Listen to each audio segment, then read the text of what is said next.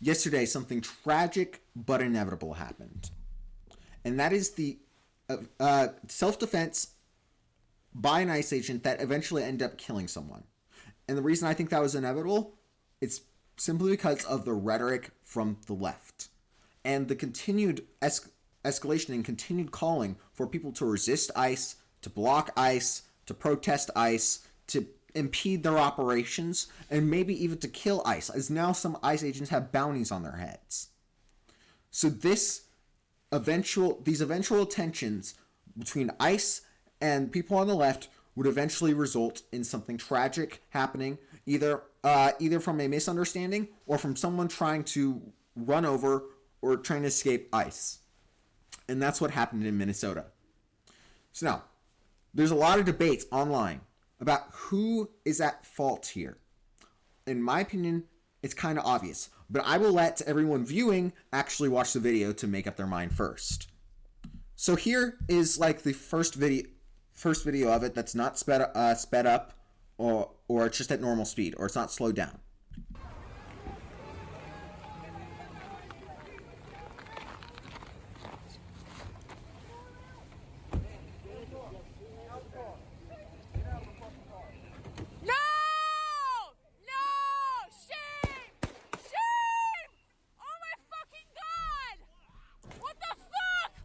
So that's all the video you really need to see, because that's the actual confrontation there. So, what is my analysis of this? My analysis of it from just the start here is that ICE agent was trying to get the woman out of the car and trying to get them to arrest her for impeding ICE operations and impeding justice. And then she tried to run away, and I saw an ICE officer in front of the car. I don't know if he ended up there, but that was my first impression of it. Additionally, I heard protesters already there. People that were already against ICE. You already heard ICE, some people saying "fuck ICE" in the background. So that's my first opinion of it. But now let's watch the same video, but slowed down and more close up. So here's the actual video that's slowed down and zoomed in. So let's watch it.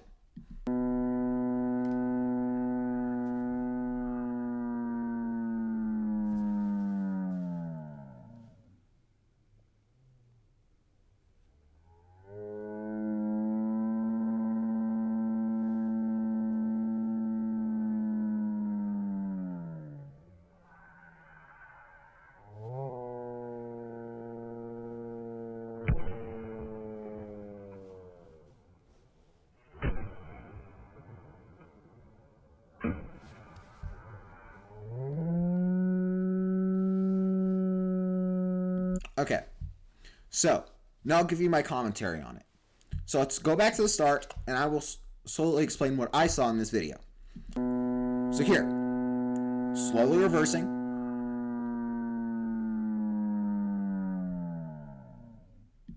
Brake light off, reverse light off. So now the car is starting to is going to start going forward, or just going to stay in position. But we already know it's going to go forward. So let's watch this. And pay close attention to, first of all, where the ICE agent is, the one behind there, and then particularly the wheel, and when it starts moving. So look at that. Starts moving. It's actually aimed to the left here, and it's actually aimed. It's actually aimed to the left. So the car is aimed to the left, and you notice the ICE agent still in front of the vehicle. And it started to start going forward, and then that's my main analysis here. The wheel was already pointing towards the ICE officer, and the ICE officer was still in front of the vehicle. Now, that, in my opinion, directly shows that the person in the car, the woman in the car, was already a deadly threat to the ICE officer, as, again, right in front of the car, moving directly towards them. and cars going cars that are moving can be used as a deadly weapon. You've seen it multiple times. You've seen you've seen it multiple times in terrorist attacks. And anyone knows if you get hit by a car, you're going to get gravely injured. So, that is my first piece of evidence that she put the officer in grave bodily danger. He was directly in harm's way. So let's continue to watch from here too.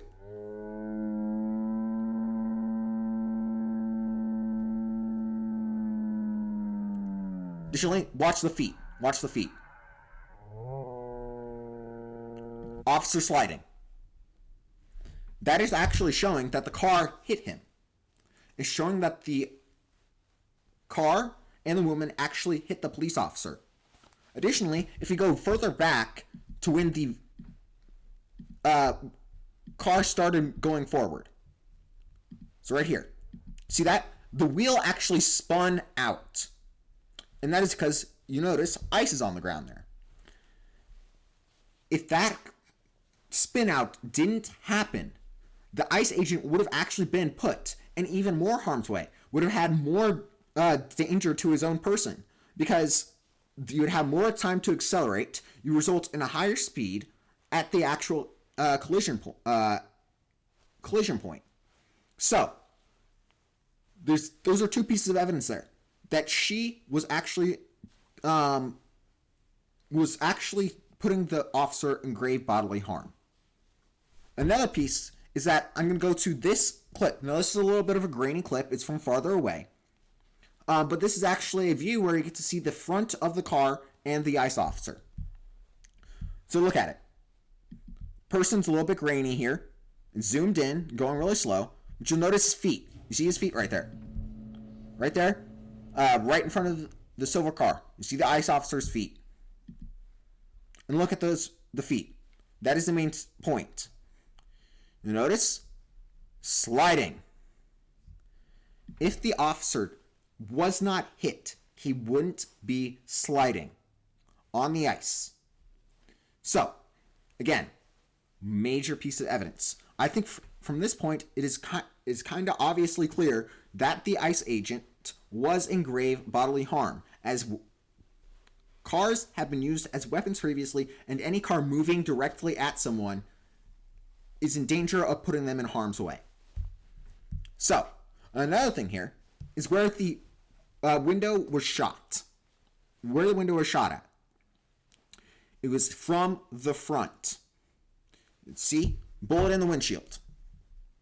So, that is more direct evidence that he was in fact in front of the vehicle when it started to drive at him.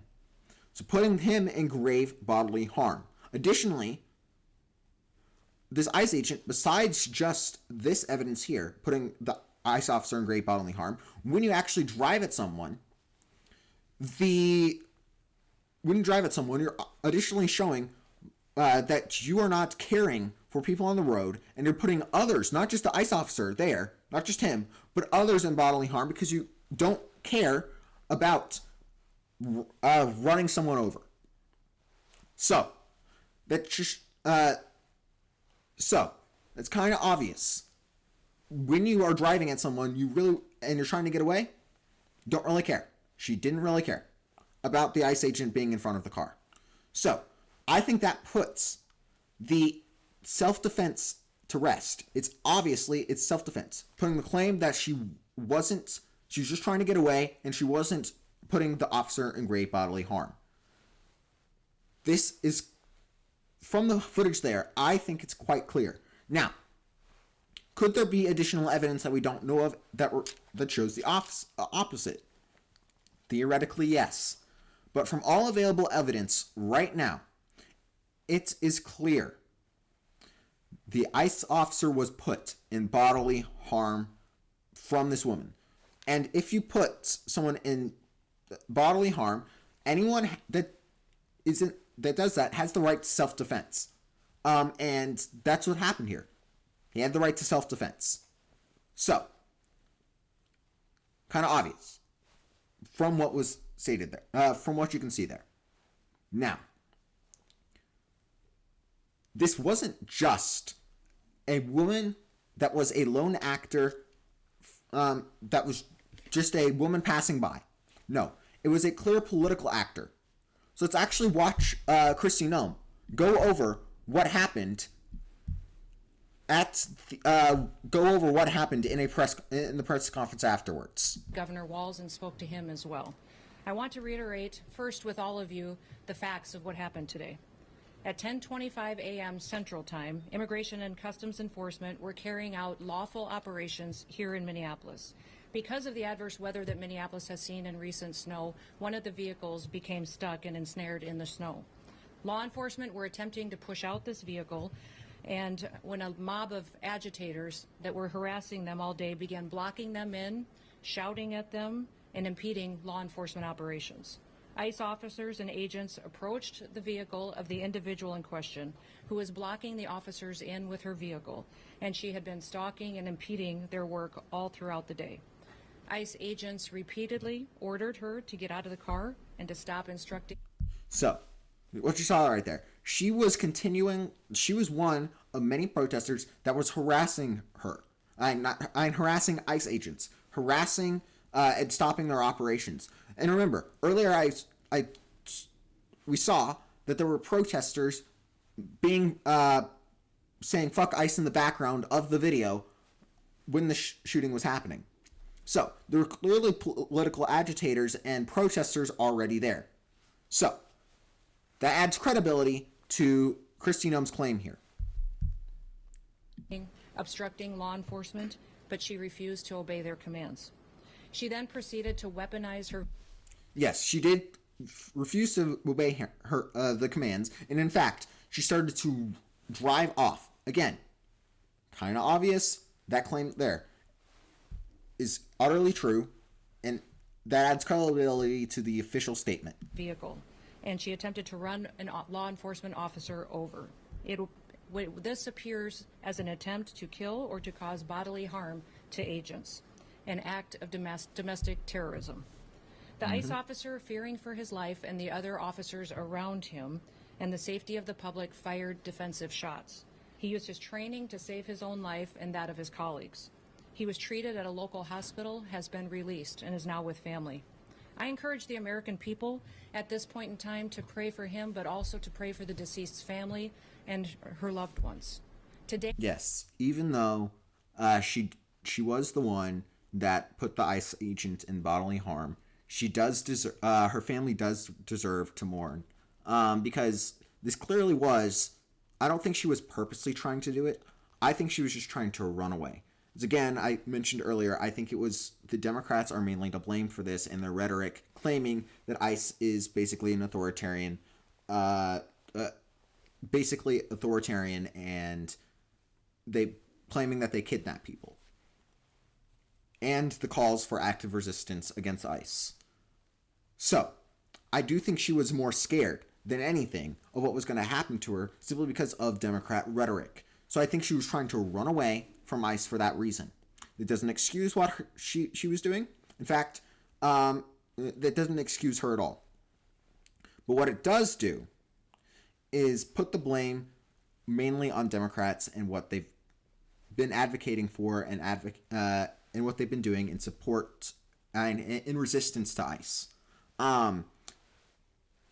Additionally, with this, it doesn't excuse her trying to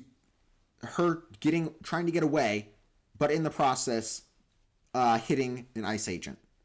It in no way excuses what she did, but the people, her family members, do deserve a time to mourn, and do reserve, and we should pray, and hopefully they get through this. Alone in this country, there have been 4 different domestic terrorist attacks on federal officers by the ramming of vehicles. 3 of them happened here in Minneapolis. That's another thing. The fact 3 of them happened in Minneapolis, and there was only 4 that day. So 75% of the 74% of car related attacks on ICE agents happened in one city. One city that isn't even the biggest city in the US. Is insane. That just shows how that Minnesota and Minneapolis have a massive problem. They have people there that are trying to fight officers, and they're trying to practically kill them with trying to ram them with vehicles.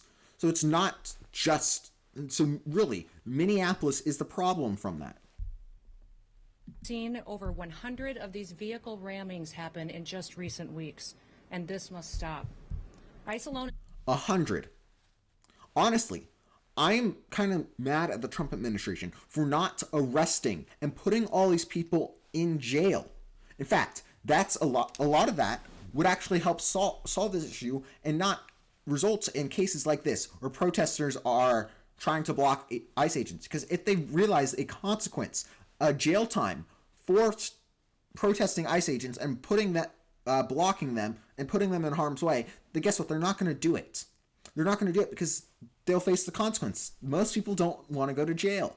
And even then, if you do, even if the people that are doing this do want to go to jail for this and are willing to go to jail for this, arresting them removes them from the streets itself.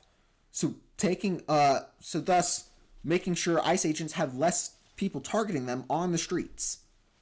So I'm actually mad that Trump and the Trump administration has not done anything to stop these protesters, to arrest people that are impeding the rule of law. This is what the people voted for by popular mandate. Popular mandate. Trump won over 50% of the vote. So, he won it by popular mandate. This is what the people want. In fact, the immigration was the number one thing he ran on in the campaign. So, in my opinion, Trump actually needs to go more extreme. Arrest people that are impeding ICE. Hold them accountable. And also, another thing, as I keep mentioning, I think Democrats are the ones to be held accountable for this. As again, they're the ones that are claiming to go protest ICE, to impede their operations, claiming they're authoritarian and they're kidnapping people.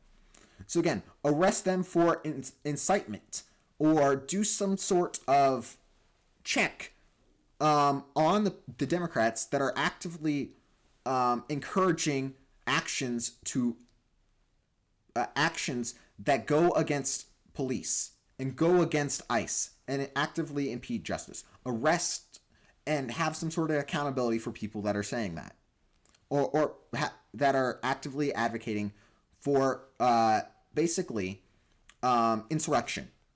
You should arrest those, and I think that will stop a lot of these issues.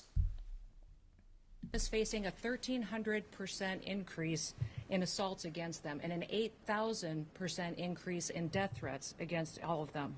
In fact, the very same officer who was attacked today. 13,000% increase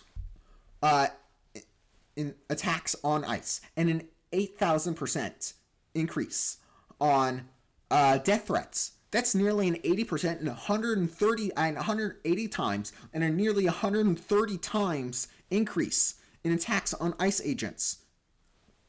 I think we all know who to blame here is. It's not the Trump administration. It's Democrats that are supporting this and NGOs that are funding these protesters to go do this. And due to the attacks, ICE agents are actually even more on edge because when you attack them so often, and there's statistics like this out there, people are going to feel more threatened by just being in the being around being out on the streets and actually doing their job. So this is actually what's to blame here for anything. It's mainly the Democrat rhetoric and what's happening when they call for people to protest ICE, impede justice, calling ICE kidnappers and authoritarian. That's who's at fault.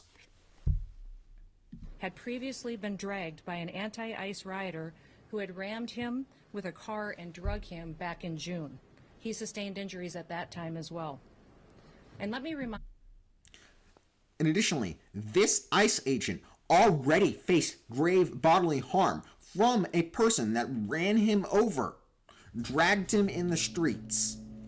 So, he probably has some sort of PTSD from that. Or, not PTSD, but some sort of mental trauma that makes it more likely to happen. He doesn't want to get dragged in the streets. He doesn't want to be hit with a car. He doesn't want to be put in grave bodily danger. So, when you have a situation that's similar to what he faced previously, where he got attacked, beat up, probably almost killed, he's more likely to jump to defend himself because he's experienced this before. So that makes it more likely that he's going to pull out a gun and fire, which is good that he's more likely to defend himself, but it makes it more likely that these incidents will happen where an ICE agent does fire on someone that's trying to cause him bodily harm. So, that's even more evidence that it's Democrats and people like this that are protesting, that are antagonizing, that are threatening ICE are the problem, not ICE itself.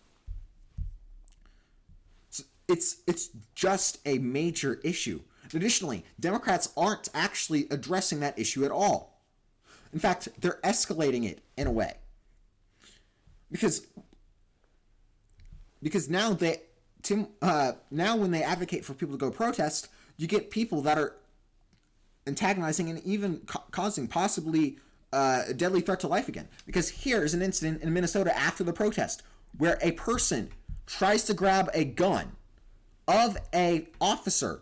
This, I don't even think this is a federal officer, but it's an officer. It is tech issues. But it is kind of, yeah, right here. Look at that. Try to grab a gun. Let's slow it down a little. Let's go at 2.5x speed. See, gun on hand, right there. Right there. He has a hand on gun. And that is a deadly threat to the ICE officer. Because if you pull away his gun and get it away from him, then he's defenseless and you could shoot him. So again, deadly threats are escalating on the left. And Democrats aren't doing anything about it. In fact, they're defending it a lot of the times. And you can see this with the tweets from a lot of Democrat owners. So here, this is Rep. Ilhan Omar. I'm following the news of a reported shooting of a legal observer. She was not legal. She was doing something criminal. She was obstructing ICE, and she tried to kill someone. Well, not try, but in the process of a person, she was gravely endangering someone. Then again, legal observer. Sarah Jacobs, legal observer. Maxie Dexter, legal observer. Again, all these say legal observer when it's obviously not. This is what kind of rhetoric ends up resulting in more and more violence. Additionally, it's not just these here, but it's actual Minnesota lawmakers. So here is a video from the mayor of Minneapolis that, in my opinion, is inciting insurrection and inciting even more violence against ICE officers.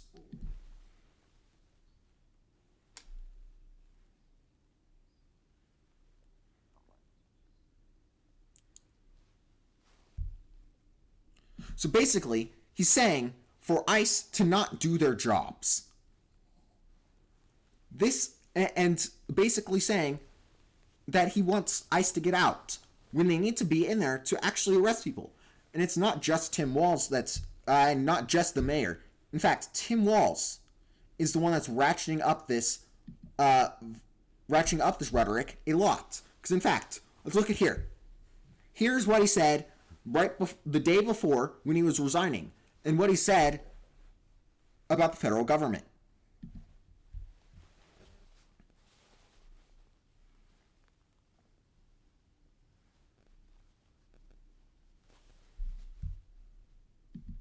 So basically, he's saying that the federal government is at war, implying that they're physically fighting the federal government.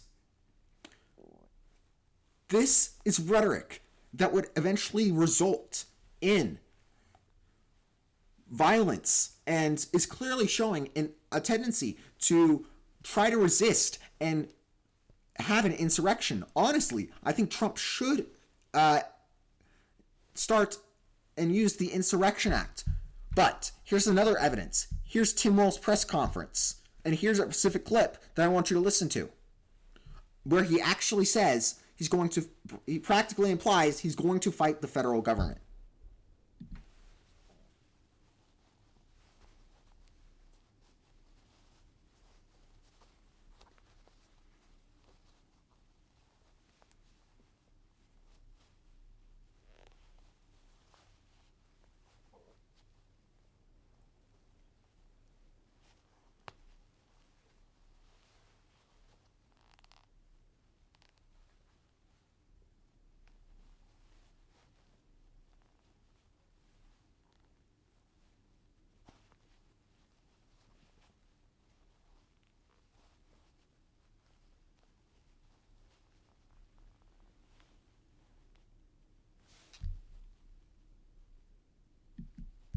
So basically what he was saying there is that he's implying that it's Minnesota's National Guard. He's implying that he'll use Trump doesn't control the National Guard at all. He can't federalize it. He's implying that they'll be fighting against ICE agents. As right before he was saying that it's our National Guard, Minnesota's National Guard. He was saying that they didn't need any help from the federal government. He was saying that that ICE was doing active harm. And they were saying that ICE needed to get out of Minneapolis. So, with that, he's implying implying that he's going to use the National Guard to fight the federal government. That, along with the statements from the other day, implying that they're at war with the federal government, that they need to fight the federal government, is clearly showing an insurrectionist tendencies.